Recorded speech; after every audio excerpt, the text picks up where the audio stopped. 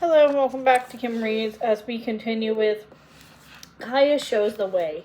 Chapter 2, Dangerous Crossing. When Kaya followed her mother and the other women in the riverbank the next morning, the men and women were already fishing. Some spear fish from rocky outcroppings along the shore. Others stood on sturdy poles lashed together to make platforms built over the falls. They held their long-handled dip nets down the crashing waters. When a salmon leaped into a dip net, the force of the current closed the net around it. But it took great strength to lift a large, struggling fish, and if a man was pulled into the rushing water, he could have swept over the falls and drowned. For safety, the men tied lines around their waists and secured the lines to the rocks. Kaya shivered as she saw Tota and the others leaning over the raging waters. The men's work was difficult and dangerous, but the women's and girls' worked hard too.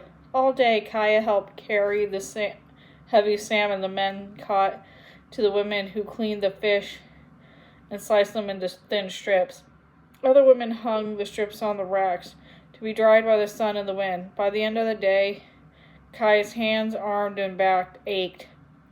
As Kaya walked with Cayusta to the village upstream the falls, she wiped her hands with a handful of soft grass. "The wind makes my eyes sting," she said. Cayusta said, wiping her eyes. "The wind blowing up the gorge is a powerful force, but it's another gift from Hanya what? With so much wind, fish dry very quickly. There's no need to build drying fires here at the falls." Kaya looked up and down the valley at the villages that crowded the shore. "I've been watching for Salish people to arrive," she said. "Two hawks might come with them. They could be on the other side of the river," Cayusta said. "Two women came across in a canoe to trade with us. I don't speak their language, but Crane Song knows it." The trader told that newcomers from the north were putting up teepees over there. Kaya felt a shiver of hope. "Did they say anything about speaking rain? Did they say anything about a blind girl? About our speaking rain?" Cayusta asked. "If they had, I would take in a canoe to see myself. But they only said that the newcomers had hide-cover TVs, not like ours." Two Hawks people have hide teepees," Kaya said. "Couldn't I cross the river with the traders and see who the newcomers are? I could cross back later with some fishermen." Cayusta looked kindly into Kaya's eyes. "I know you won't be satisfied until you see them for yourself," she said. "The traders tie their canoe upstream. Surely they'll have room for you. Take them some finger cakes as a gift." Kaya raced to the camping place where Brown Deer was sweeping the ground with a broom of sage branches. Her older sister looked tired and unhappy. "Is something wrong?" Kaya asked. "I think there's something wrong with me," Brown Deer admitted. "I'm doing my very best to please Crane Song. I was the first one to awaken long before first light. I brought fresh water and built up the fire before she even stirred. Still, all she did was frown and shake her head as though I'm not working hard enough." "You've always been hardworking and respectful," Kaya insisted. "And you're strong and good, too." "I'm trying my very best," Kaya said. "I don't think my best is good enough for Crane Song." "But of all the girls, Cut Cheek chose you," Kaya said, her face hot with feeling. "And you chose him, too. That means more than anything, doesn't it?" "It does to us," Brown Deer said. "But if Crane Song isn't convinced I'm a good wife, Cut Cheek's family won't approve of our marriage." Kaya couldn't believe what she was hearing. All her life she admired her oldest sister, and she feared she would never be as steady or strong as Brown Deer. "What does Cayusta say about all this?" she asked. "Cayusta says these things take time," Brown Deer said. "She says to be patient, that Crane Song might seem hard-hearted, but she's fair." "What do you think, Kaya?" "I think Cayusta's wise in all things," Kaya said. "You can trust her judgment." "I hope so," Brown Deer said. "Everything depends on Crane Song's good opinion of me." She set aside the broom and got her knife and work bag. I'm finished cleaning here, she said. Now I have to join her. Wish me well, sister. Walking fast, she took the path to where the women were cutting up salmon and spreading the strips onto drying racks. Kai ran into their teepee and put a handful of coos cakes into the bag she wore on her belt. Then she had an idea. She took Speaking Rain's doll from her pack and tucked it into her belt. If somehow she found her sister, she wanted to put the beloved doll in her arms, a sign that she never lost hope that she'd be together again. Tatlo was sleeping in the shade beside the teepee. When Kaya came to the doll, she crouched and she jumped up and licked her chin. Then he sniffed the doll and licked it too. Do you want to come with me? Kaya asked. Tatlo barked twice, as if to say, uh-huh. He ran ahead as she raced up to the shore to where two women were putting bundles into a dugout cedar canoe. Kaya threw the elder woman the words, May I cross with you? With her hands, the elder woman said, Come with us. Gratefully, Kaya kept her coos cakes and climbed in the canoe, with Tatlo jumping right in behind. The young woman knelt in the prow of the canoe, and the other woman sat in the stern. The elder woman expertly guided the canoe away from the shore. Soon they were paddling across a place where the water was shallower and quieter than the rest of the river. There was a prized fishing place because it was easy to see salmon in the clear, smoothing in the running water. A fisherwoman could slip his net over a large fish, just like roping a horse. Kaya saw the boys, Raven and Foxtail, fishing together on a little island just downstream. They tied their safety lines around the same rock, and they were taking turns using a big net. As Kaya watched, Raven dragged up with a net with a large salmon twisting in it. Foxtail helped him hold the long, heavy pole until they got the netted fish onto the rocks. Raven took his fish club and killed the salmon with a single blow. Kaya could see it was a good catch. The many fish leaping and splashing around the canoe excited Tatlo. He put his feet up on the side and barked at them. Get down, Kaya said. Down. She grabbed the big pup by the scruff of his neck and tried to make him sit. But Tatlo was too excited to sit. When a salmon jumped right to the canoe, he lunged and snapped at it and toppled out of the canoe into the river. The surging current caught him and swept him downstream. Help my dog, Kaya cried. The wind whipped her braids across her face and tore away her words. She watched in horror as Tatlo struggled to swim in the churning river. His paws thrashed the water, and his amber eyes looked about wildly. Each time he came out for air, the current dragged him under again. Surely he'd swept down the falls and killed on the rocks below. The elder woman turned the canoe downstream, and the young woman paddled hard and fast, but Kai knew there was no way they could catch up to Tatlo. Already the current had carried him downstream almost to an island. Then she saw Raven looking their way. He quickly thrusted the dip net into the river.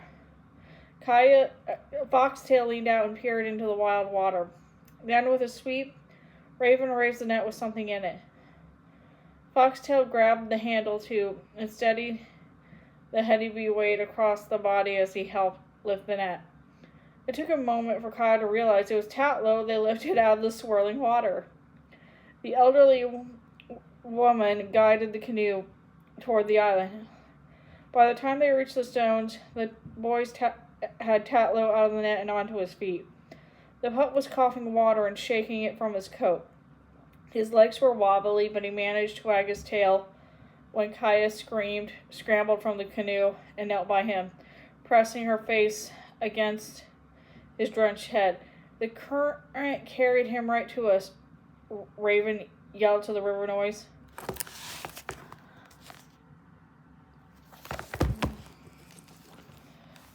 Then Foxtail leaned toward Kaya with a sly grin. He put his mouth near her ear and shouted, Magpies don't know how to take care of dogs. An awful nickname again. But he's right, she said. I didn't take care of Tatlow. I should have held him every moment. It's my fault he fell in. Instead of hanging her head, she looked Foxtail right in the eye and flapped her arms like a magpie. They both started laughing. Catsy yow yow, she shouted so the boys could hear her thanks. With Tatlow shivering against her legs, she climbed back in the canoe so they could continue to the opposite shore. Kaya made her way through the many villages crowded along the shore. She saw people from the coast trading dried shellfish, shell beads, cedar root baskets, and canoes. People from the south had brought bowls of black stone and baskets of water lily seeds to trade. And the people who lived in the Midlands, like Kaya's people, traded elk and buffalo robes, coos and camel's cake and horses. But Kaya wasn't interested in trading. She only had one thing on her mind: finding the newcomers from the north. Tatlow stayed right by her side, his nose twitching at all the new scents around them. If any of the dogs that had roamed out came too close to Kaya, a growl rose in his throat and his ears went back.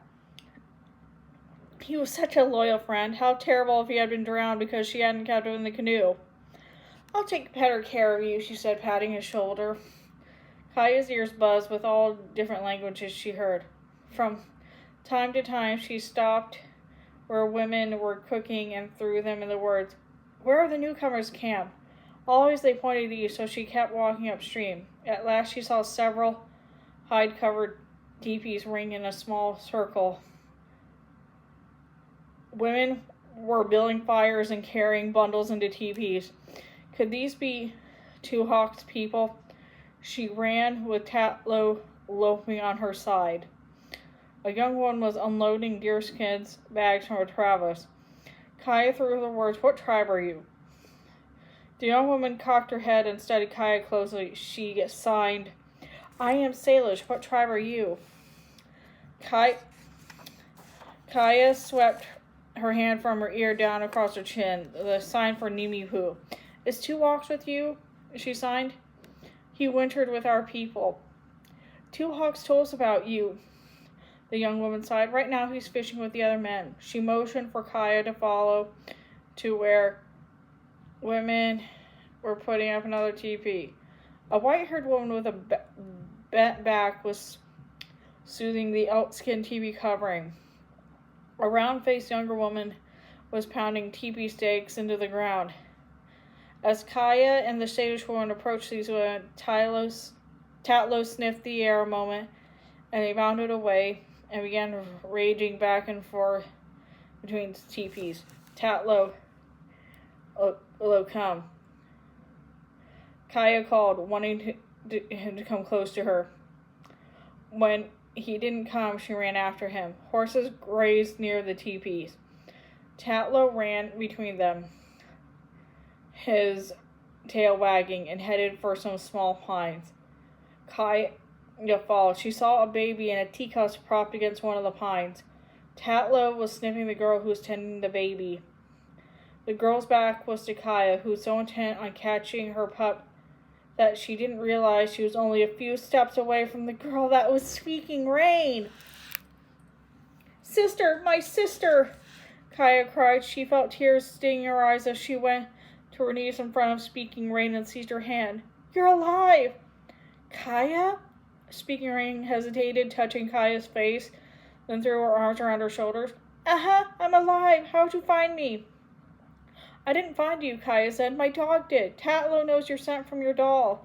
She took the doll away from Belle and placed it on Speaking Rain's lap. "I mended it for you and kept it safe. I knew we'd be together again." Speaking Rain clutched her doll to her chest, her smile shining like sun on the water. "Catsy yow yow," she said softly. "I prayed for you every day." "And I prayed for you," Kaya said. As she spoke, she looked closely at her sister. When Kaya had last seen her, Speaking Rain had been thin and frail and dirty. Now she wore a fine buckskin dress, decorated with many beads and elk's teeth. Her cheeks were round, and her glossy hair was sleekly braided and tied with abalone shell ties. She wore a pretty necklace of white clamshell beads. Two Hawks people have been good to you, haven't they? Kaya said. They've been very good to me, Speaking Rain said. Tatlo was gazing intently up at Speaking Rain as though he recognized her. Kaya placed her sister's hand on his head. Tatlo likes you. He's a smart dog, but even if he hadn't sniffed you out, I have found you. If Two Hawks didn't find you first, Speaking Rain said, he told me he was going to cross the river to look for you at sunup. Kaya took a deep breath. Brown Deer will be so excited to see you. Our parents will be so glad to have you with us again. Speaking Rain's face sobered. I have so much to tell you, she said, but I smell rain in the air. And don't you hear the wind rising? A storm is coming, and I should take the baby inside. Help me, and we'll talk more later. That's the end of that chapter.